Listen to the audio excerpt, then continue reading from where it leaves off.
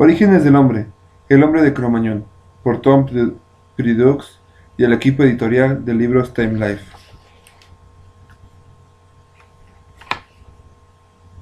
Introducción. El espacio que abarca este libro, el final del último periodo glaciar, aproximadamente desde hace 40.000 millones de años, 40.000 hasta hace 10.000 años, fue la época cimera de los cazadores-recolectores y la última en la cual dominaron la escena humana. Poco después, nuevas y diferentes formas de adaptación conducirían a la agricultura y a la creación de pueblos y ciudades. La gran época de los cazadores-recolectores ha fascinado durante un siglo a muchos prehistoriadores. Algunos pueden haberla visto inconscientemente como una especie de última parada del hombre natural. Otros la han visto acaso como una etapa necesaria, un campo de pruebas de ideas y técnicas que iban a conducir al hombre a un nivel superior de conocimiento y de conciencia de sí mismo. Y otros se preguntaban si los límites de expresión de la propia personalidad humana no se habrían alcanzado, ya con las magníficas culturas que florecieron al final del último periodo glaciar en el occidente europeo y que produjeron las maravillosas pinturas rupestres. Sin duda, la atracción que ejerce este periodo se debe en parte al hecho de que sus culturas parecen haber sido creadas por hombres como nosotros, por hombres que en el siglo XIX fueron llamados de Cromañón. Correctamente o no, esta expresión ha salido de su país de origen, en el sudoeste de Francia, y ha llegado a ser aplicada a pueblos prehistóricos de cazadores-recolectores que jamás llegaron cerca de los riscos de Les Eisirs, donde los primeros restos de los hombres de Cromañón fueron descubiertos en 1868. El hombre de Cromañón es hoy generalmente considerado como la encarnación de Homo sapiens. En todas las partes, los arqueólogos, los antropólogos físicos, saben que las cosas fueron mucho más complejas y que el término, tanto si se usa para designar un tipo físico como una población genéticamente emparentada, ha sobrepasado probablemente sus límites, incluso en Europa.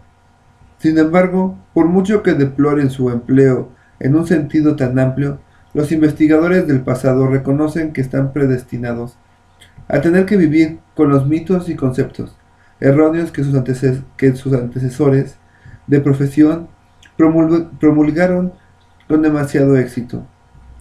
La expresión hombre de Cromañón se ha hecho ambigua e imperfecta, pero parece que ha de acompañarnos durante algún tiempo. El uso del término Cromañón en el título de este libro, que trata del hombre moderno anterior a la invención de la agricultura y en todas las partes del mundo, puede desagradar a algunas puristas, pero el asunto tratado por el autor es difícil de evaluar. Los especialistas pueden no saber con exactitud cuándo comenzó la era del hombre moderno y cuándo terminó, pero lo que sí saben es que hace aproximadamente 40.000 años, en varios lugares del viejo mundo, tuvo lugar una serie de cambios culturales, sin estar divorciados en modo alguno de lo que sucedió antes. Los acontecimientos en lo sucesivo comenzaron a avanzar en distinta dirección y a un ritmo más veloz, y la fuerza motriz fue el propio hombre. Habiendo heredado de antepasados más primitivos cerebros grandes y eficientes, así como una provechosa tecnología, estos nuevos seres iban a dar un salto mayor que ninguno visto anteriormente en un comparable espacio de tiempo, tanto en arte como en lenguaje y dominio de los símbolos, en tecnología y una adaptación más eficaz al medio, y acaso en nuevas formas de organización social, y en más variadas maneras de ver a sus prójimos. Estos primeros hombres modernos comprendieron una transformación de alcance mundial. Sin los logros por ellos alcanzados, el mundo y nosotros seríamos hoy muy diferentes. Philip E. L. Smith, profesor de antropología de la Universidad de Montreal.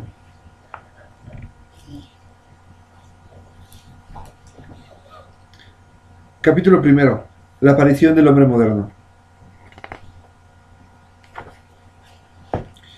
Aunque el lugar se llamaba George Denfer, o Garganta del Infierno, parecía más bien un pequeño paraíso idílico.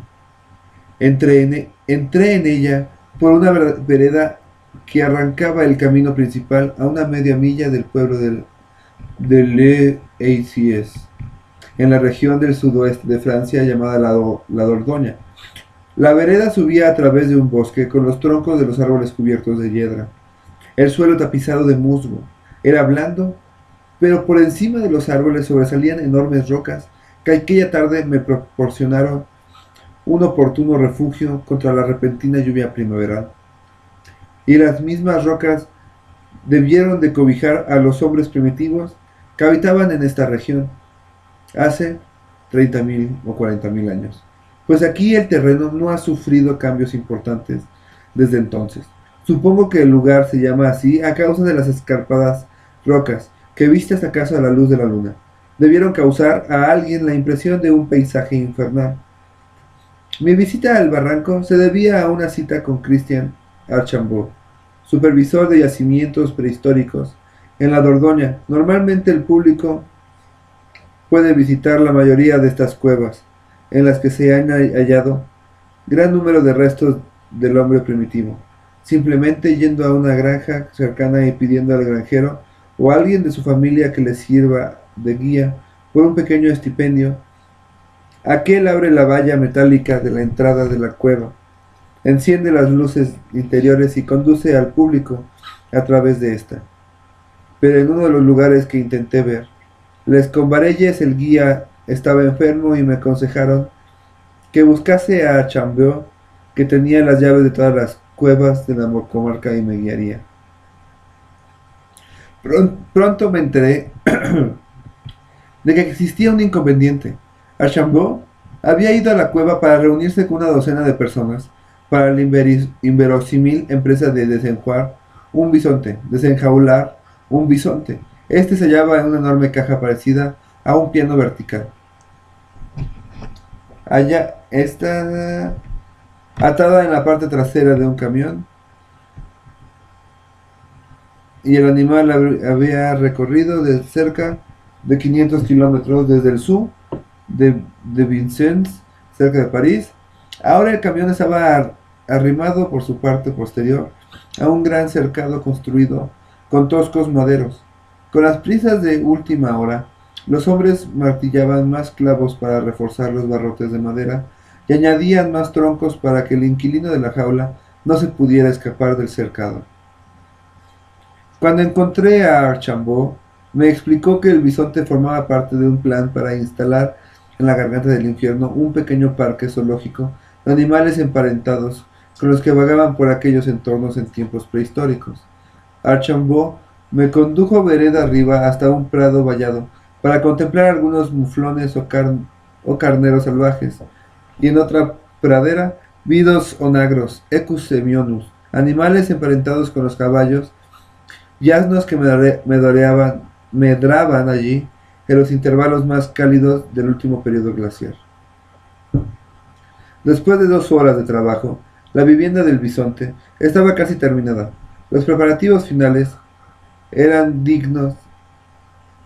dirigidos por un zoológico de negra barba del sur de Vincennes. 2 tinas con agua de manantial y un montón de guardecido de zanahorias fueron colocados en el interior del cercado. Cuando por fin la jaula fue deslizada del camión, el bisonte aporreó furiosamente con sus pezuñas las paredes de su oscura celda. Al sentir que el mundo se tambaleaba a su alrededor, entonces, después que la jaula hubo sido introducida de canto en la entrada del recinto y el panel deslizante fue izado lentamente, una pezuña negra se asomó al exterior. Luego una pata peluda parecía como si el bisonte estuviera naciendo, abriéndose camino desde el útero. De repente dio unos tumbos, avanzó unos pocos pasos tambaleándose, y después miró a su alrededor, estupefacto por el cambio que advertía a su alrededor. «Oh, pauvre petit», dijo el barbudo zoólogo, satisfecho porque su pupilo quedaba convenientemente alojado. Me dijo que éste pertenecía a una especie casi desaparecida llamada Bisón Bonasus, pariente próximo del extinguido Bisón priscus, que había sido cazado, comido y reproducido en pinturas por los hombres prehistóricos de Europa. Manadas de bisón bonasus de espesas melenas habían poblado en otro tiempo estas llanuras herbáceas. Posteriormente fueron exhibidos en los circos de Roma, en tiempos de César. Ahora solo unos pocos centenares de bisón bonasus sobreviven, la mayoría de ellos en Polonia, en un bosque de reserva oficial, pero parece que se produce un resurgimiento gracias a la protegida situación en que se encuentran. Perfecto. Aún acabamos este primer capítulo, pero no vamos a ir cada 2 páginas. Bueno, una y media.